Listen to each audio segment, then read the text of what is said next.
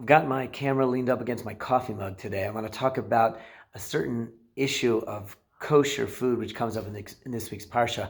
Many of us know that there's all kinds of things that we shouldn't eat. I don't know how well we're familiar with the fact that blood is one of them. We don't eat blood.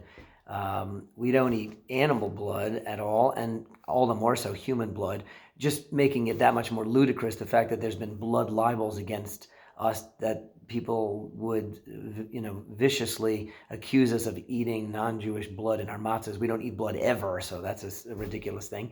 I want to explain a little bit about, as the Torah does in this week's Parsha, a little bit about the prohibition of eating blood. The Torah interestingly says, Ki hadam hu nefesh.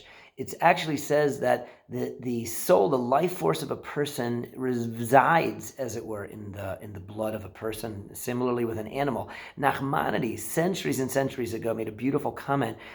In part, one thing he points out is, as we would say today, you are what you eat, in a sense, which is that the life blood, the life force in the blood of the animal that you eat would, if one would eat it, would, in a sense, join and become part of us, and it would intermingle, blood with blood, our life force with that life force. But there's a big difference here. An animal's life force, as life energy, its spiritual existence, if you will, is ephemeral, it's short term, it's in the here and now. It dies and there's no more.